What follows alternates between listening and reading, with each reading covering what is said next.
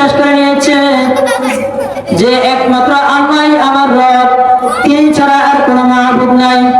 এই জমিনের ভিতরে যে বলবে একমাত্র আল্লাহ আমার রব, রাসূল আমার নবী, এই কথা স্বীকার করে নেবে, তাহলে এই জমিনের ভিতরে উত্তম ব্যক্তি তার চেয়ে আর কেউ হতে পারে না। আল্লাহ পাক রব্বুল আলামিন বলেন, দুনিয়ার ভিতরে যা কিছু সৃষ্টি করেছি সবকিছুর চেয়েও এই জমিনের ভিতরে একটা কথা হচ্ছে উত্তম।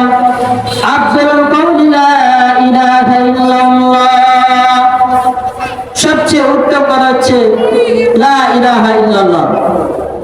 এই লা ইলাহা ইল্লাল্লাহ শব্দটা যে ব্যক্তি একবার মুখে স্বীকার করবে, আল্লাহ পাক রব্বুল আলামিন যদি সে বিধর্মী হয় তাকে ইসলাম ধর্মের ভিতরে নিয়ে আসে।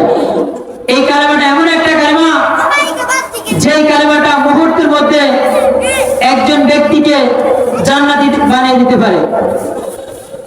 এই কালেমাটা এমন একটা কালেমা, যেই কালেমা যদি একবার মুখ উচ্চারণ করে লা ইলাহা ইল্লাল্লাহু মুহাম্মাদুর রাসূলুল্লাহ, যে ব্যক্তি এই কালেমাটা একবার অন্তরের দিক দিয়ে বলবে, আল্লাহ পাক রব্বুল আলামিনের হাবিব রাসূল আকরাম সাল্লাল্লাহু আলাইহি সাল্লাম বলেন, একবার উচ্চারণ করার সাথে সাথে তার জবান থেকে একটা ফেরেশতা বের হয়, যে ফেরেশতার দুটো ডানা থাকে, ওই ডানাগুলো সাদা পক্ষকে সুন্দর থাকে। ওই ফেরেশতার মুখ থেকে বের হওয়ার পরে আসমানের দিকে চলে যায়। আসমানে যাওয়ার পরে ওই ফেরেশতা বারবার আল্লাহকে ডাকে, আল্লাহ,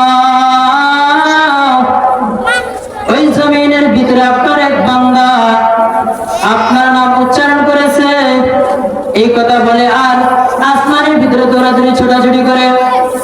সমস্ত ফেরেশতারা ডাকতে বলতে, সমস্ত ফেরেশতারা ডাকতে বলে, হে ফেরেশতা, তুমি কেন এত নাচানাচি কোদাকুদি করতেছ? তুমি শান্ত হও। কিন্তু ওই ফেরেশতারা শান্ত হবে না। তখন আমার আল্লাহ ডাকতে বলবে, ও ফেরেশতারা কি হয়েছে?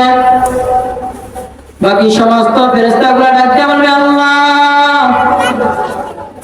আপনার নাকি অমুক বান্দা জমিনের ভিতরে আপনার নাম উচ্চারণ করেছে। উচ্চারণ করার পরে এই ফেরেশতা তার থেকে এসেছে, এখন সে চাইতেছে ওই ব্যক্তিকে আপনি মাফ করে দেন। আমার আল্লাহ ডাক দিয়ে বলেন, ও ফেরেশতা,